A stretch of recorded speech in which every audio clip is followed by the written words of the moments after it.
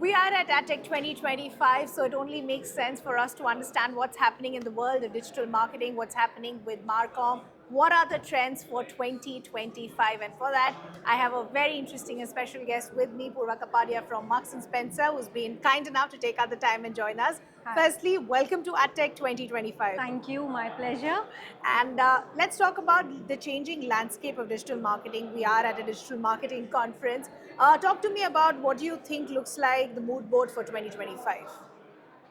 Well, the digital marketing landscape is very hard to crack, I That's must true. say, and we've seen in the last 10 years how things have changed. Yeah. From, doing traditional marketing, we moved to the social media world, and now with AI, OTT, Yeah. CTV, so the landscape is becoming vast. Yeah. Um, most of the budgets are shifting into digital, so their spends are obviously moving from the traditional media. But True. having said that, the traditional media is also doing pretty well in terms of imbibing the digital into their world. For example, publishing has moved to digital Yeah. social channels. For example, OTTs and the TV channels are having their own OTTs.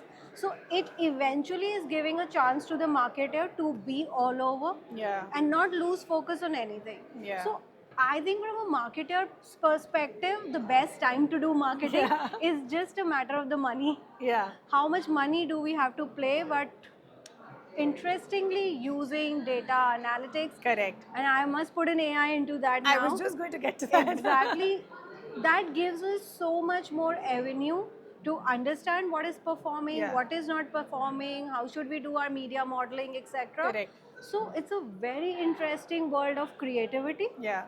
as well as analytics. So, Purva, you've already spoken about the integration of emerging tech and AI, which also makes it far more flexible for marketers today to plan their mood boards and marketing strategies.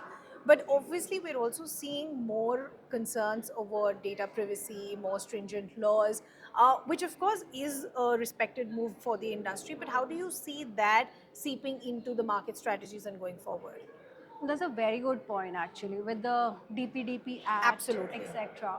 See, with the DLT already, we are seeing that there is so much, at least a 40% churn in the way we could reach to customers, True. right? And DPDP will become, again, a very restricting factors for marketers. But this will again be a very creative solution which marketers have to come up with. I would say loyalty programs will be the best solution for Okay. that, because once you're enrolling consumers into your loyalty program, you've taken consent from them for receiving your communication, then maybe you secure yourself. True. Yeah. So that will come as a emerging thing for CRM marketing together, and it'll be interesting. Lovely. I also want to understand with the role of emerging tech, do you see that as a boon or as a bane? Totally a boon. I Okay. mean, totally a boon. See, I look at it from the perspective that uh, AI is not going to take away anyone's jobs, right? Because you are the one who is going to get the output of AI, True. output of the tech platforms. They can't do anything without True. your prompt, right? So I take it as a boon because it reduces my time. It makes me more productive, but at the same time is giving me a very high potential output. True. So it totally is a boon the way you want to use it, and they are Yeah. saying that the most paid job in future will be a AI prompt engineer. Yeah. So The might as future well. looks bright. Yes, yes. But I want to speak to you now about how do you reach to the new consumer that is changing its demands almost every day and is spoiled for choice as well, right? I want to talk to you specifically about short-term video content format, which seems to be on a huge rise, right? I want to know, one, what do you feel about short form format and video content as well, and its integration and marketing strategies? See, I will talk about my category, which is fashion, Yeah. and fashion is all built on content.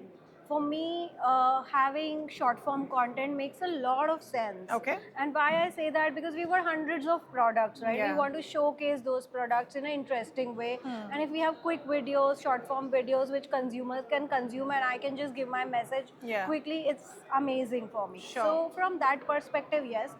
But the other aspect of your question, which was about how do you reach the new age customer, uh, we as a brand, obviously, a slightly older TG is Yeah. who we attract. Yeah. But for the new customer acquisition, we need the younger customer. Hmm. So it is a big challenge that we are also trying to Yeah. solve, and content seems to be one of the solutions. Yeah. Content seems to be making a content which is relevant to them, tying up with influencers who they look up to, True. showcasing content in the media channels that they are present with. So that's how we try to solve these things. Traditionally, if you go 10 years back, M&S was seen as an urban brand, right? But now you're seeing the rise and far more penetration in tier 2, tier 3 cities. You have the rise of regional content, vernacular, hyper local strategies. From a brand, how are all these factors helping you either penetrate better or to add to your brand growth? See, as a brand which is from UK, Yeah. we do not go too much into vernacular True. content. Here also our entire communication remains in English. English. But having said that, how do we utilize vernacular and regional platforms is very important because our TG resides there, right?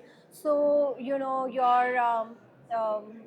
Daily Hunt sort of a thing, or Malayalam Manorama, in Chennai, Sun TV, etc. You have to look at channels that are relevant to your consumer where they are present, and you can, no need for brand to go vernacular. True. But being present in those platforms is important. Okay, lovely. I'm going to now end up with some fun rapid fire, which is going to be your experience at AdTech. Give me one word that describes your experience at AdTech. Amazing. Lovely. What differentiates AdTech than other events? I think here what I have seen is you've got people from all aspects. Like you've got people from digital agencies to marketers, and everybody and under one platform they're talking to each other. It gives you a lot of opportunity to know what's happening. Anything else that you would want to see in years to come as far as AdTech schedule is concerned? Something that you think can be added? I think what you should add more is some sort of case study based Okay. presentations where brands can come and talk about how they did things differently and how it could result, because it could be a learning for other people who are attending. True. Lovely speaking to you. Thank you so much for taking our time and joining us. Thank you so much. It was pleasure.